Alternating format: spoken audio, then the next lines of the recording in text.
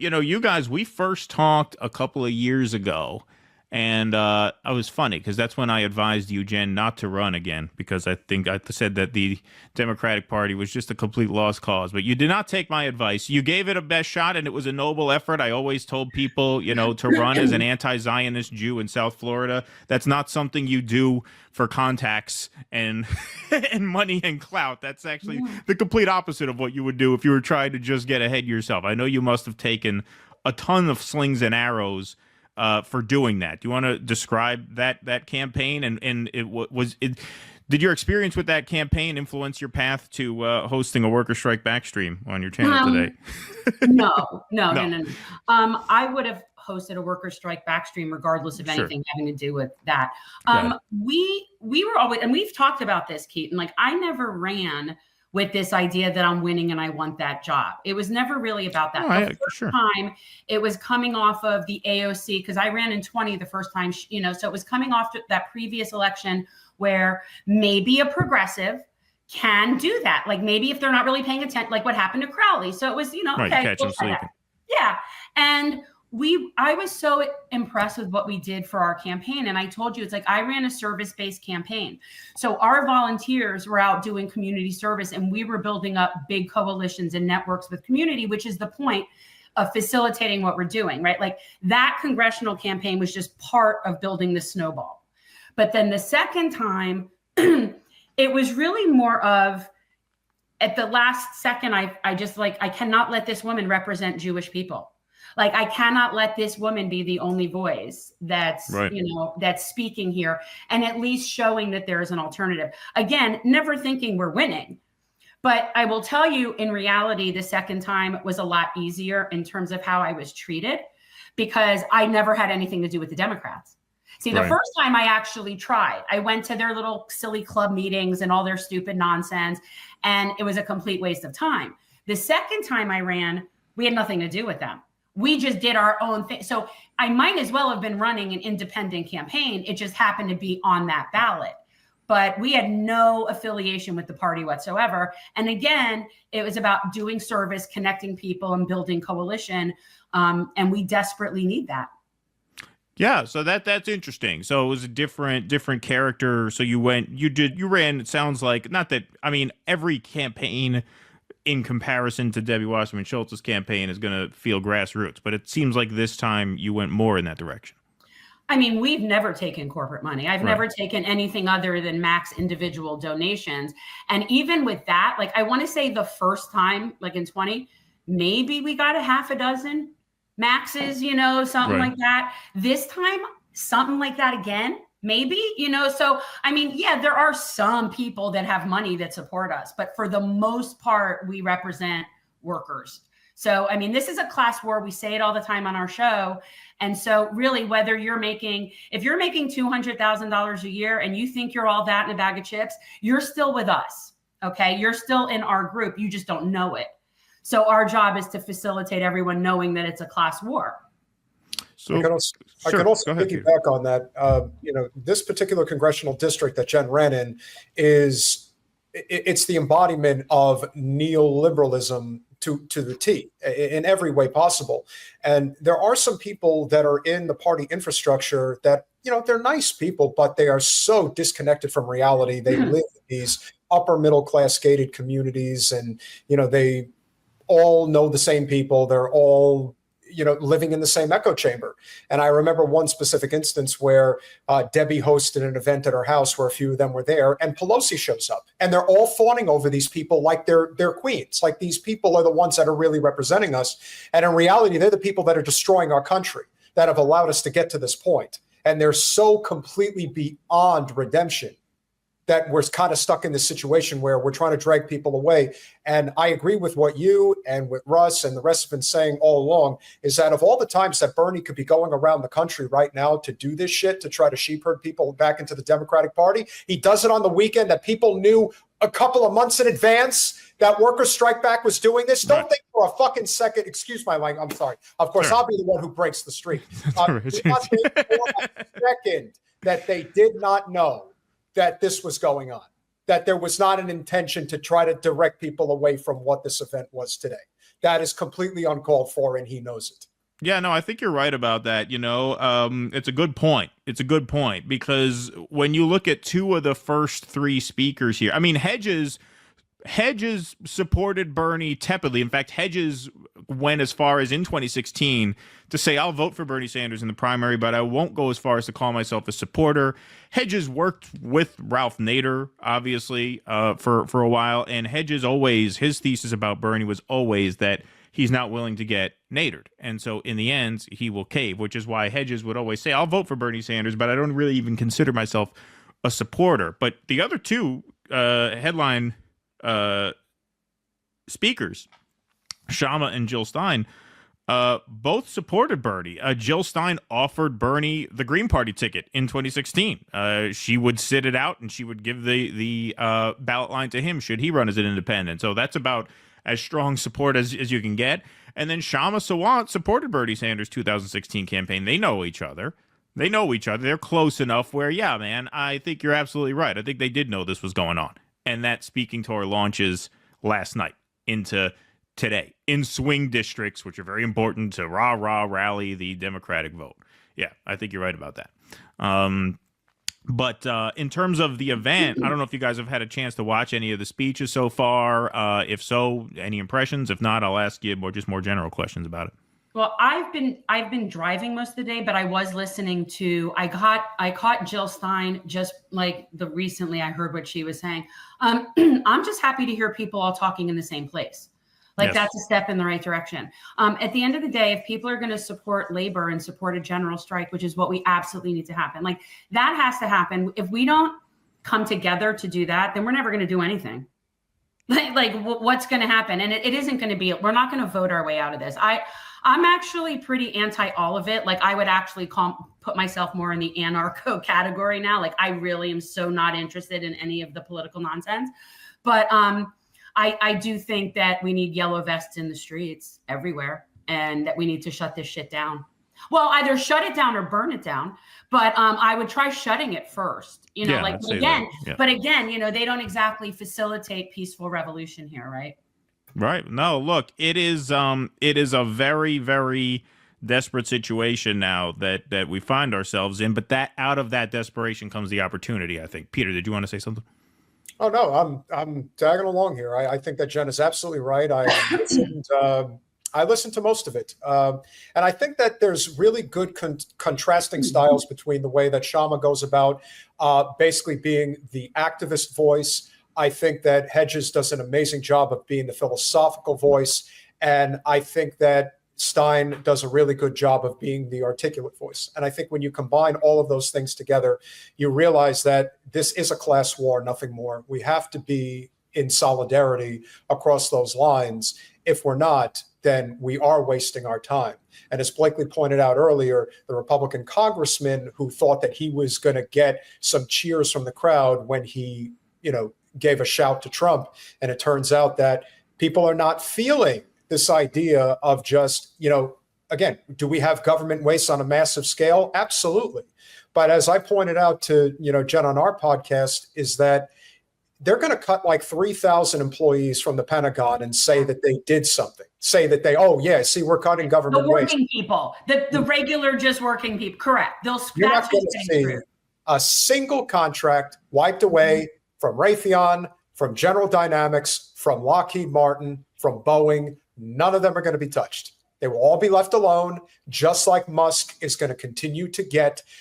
They had this claim the other day about how Trump shut down a $400 million contract that was connected to Tesla to basically say, I totally don't want to have this look of impropriety happening right now. Well, okay, so you cut a $400 million contract and you approve a $4 billion one on the other side. So I'd like to think we're entering this phase of awakening in the sense that people are not going to have the wool pulled over their eyes like they used to.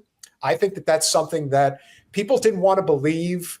People believed in Bernie's ideas. They also wanted to believe in his strategy. But once it became clear that his strategy was to never properly challenge power, they had to accept the fact that, thank you for lighting the flame, Bernie, but it's time for other people to carry the torch. That's essentially where we're at now, as far as I can see.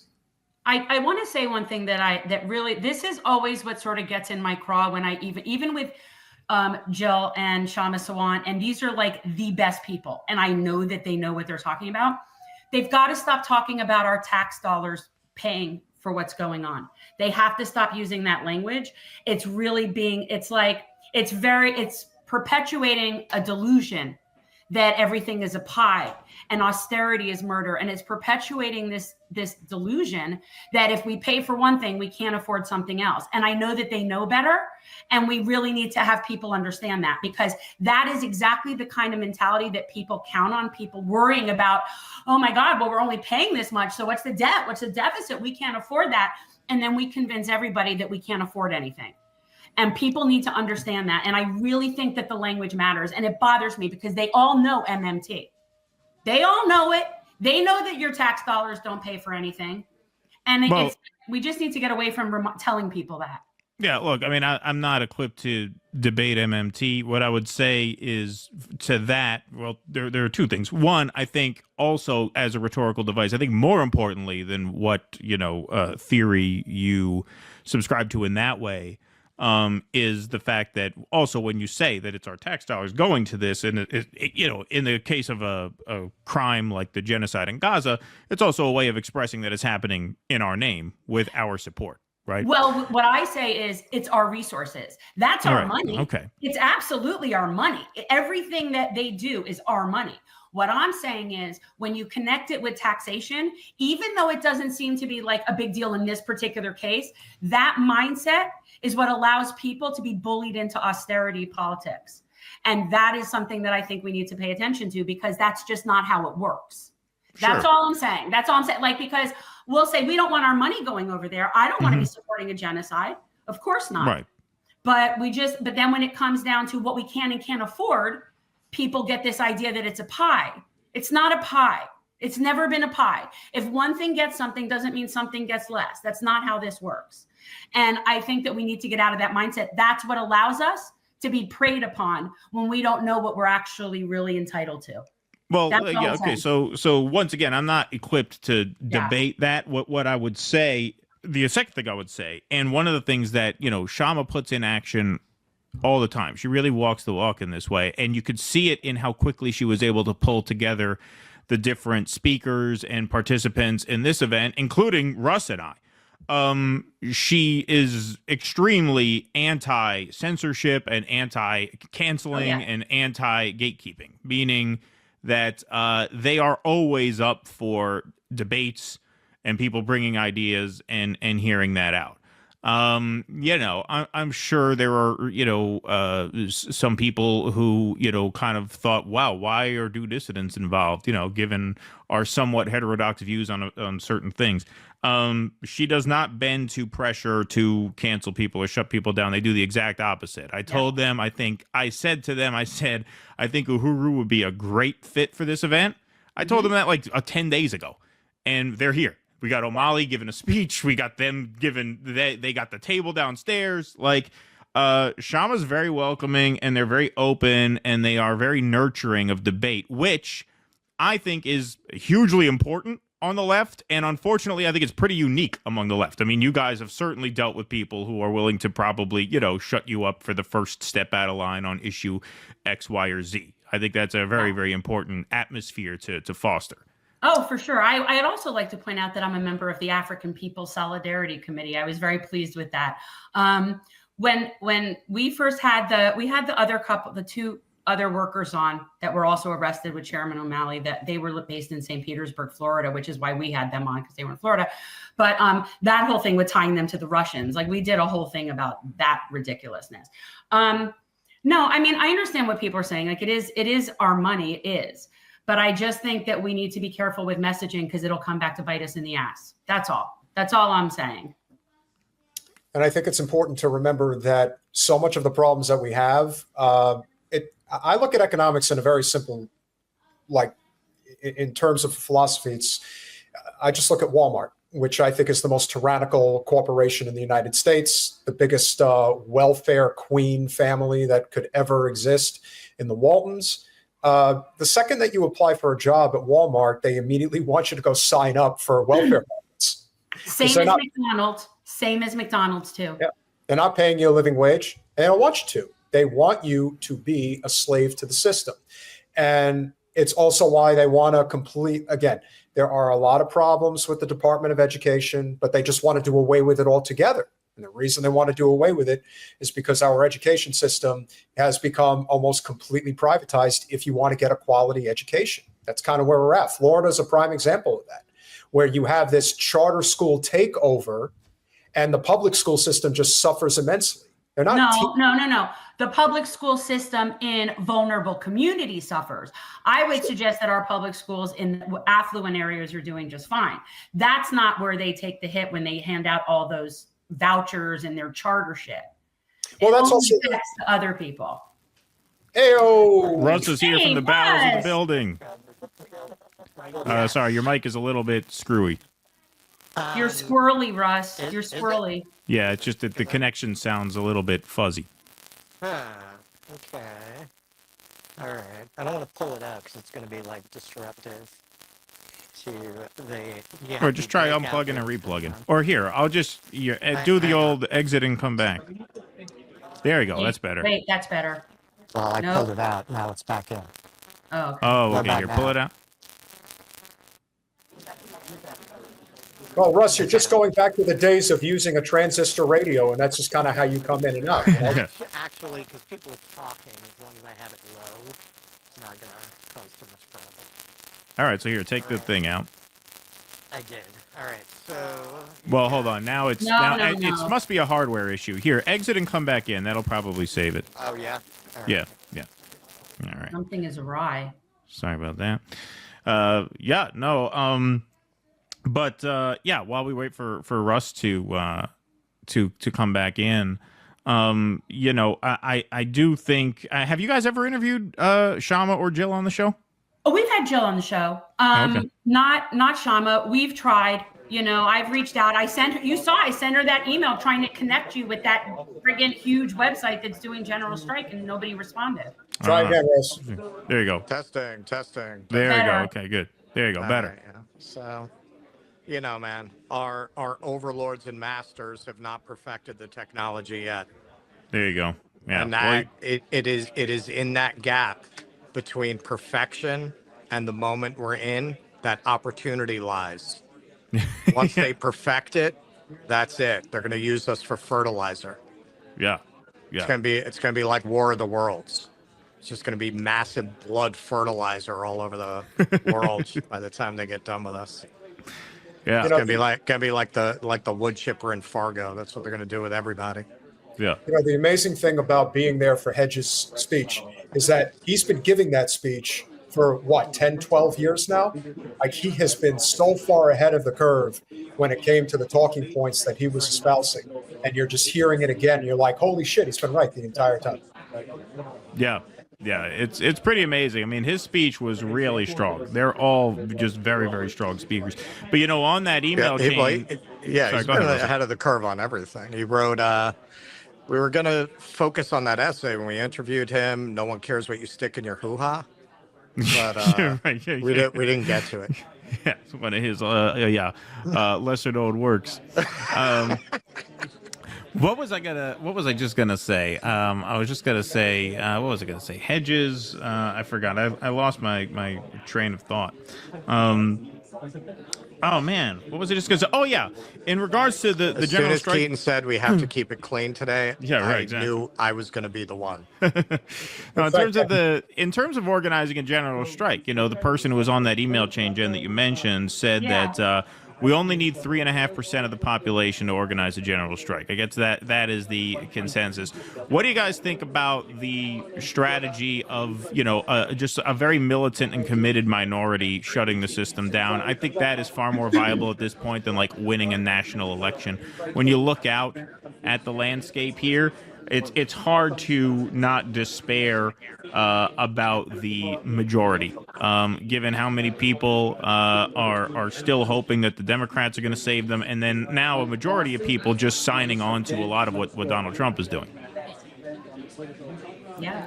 Are you asking me? Yeah, it's an open question. I mean, I like I said, I mean, I think this is going to involve as many people getting in the streets as possible. I mean, the reason that we don't see that in our country, like you would see it in France, is we don't have a social safety net. We also don't have yellow vests, but like we don't have the ability that if you're on strike, you're still going to have health care. Like people here have no social safety net. It's just too risky. Other countries have the ability to do that. They have that capability. And that's what we need to be doing over the next few years. And that's one of the key things is building up mutual aid and support networks so that people can afford to strike. Because the people that are in like unions, yes, some unions have good strike funds, but we need all the people that are your gig workers, the people that aren't unionized, that might not ever get unionized. We need to be on strike for all those people too. So we need to have some sort of mutual aid funds set up. So that's one of the things that was on that General Strike US website. A former slate mate of mine, Rebecca Parsons, I noticed that she has started a general strike fund. And just that is what we need to be doing because we're going to have to help ourselves. Right. That's just going to have to happen. And so the way I see it is if we look at May Day 2028, that's how much time we have to get this shit together so that people can afford to walk out. And that's when the three biggest unions all have their contracts up for renegotiation. Well, yeah, I think a mutual aid fund is hugely important, especially if you're going to organize mass work stoppages, because not everybody's going to be able to pull through that. In fact, a lot of people aren't.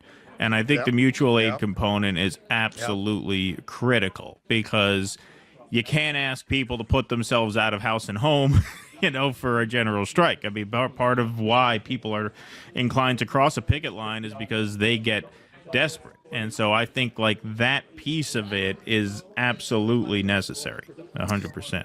I also think, as you guys have pointed out time and again, as we tried to point out, when you give so much of your time, your effort, your money, and granted for many people, there's not a lot, but you believe in an idea, you don't want to constantly be questioning whether or not the people who you are entrusting your money and the leadership responsibilities with, that they're eventually going to cave and screw you over when it's all said and done.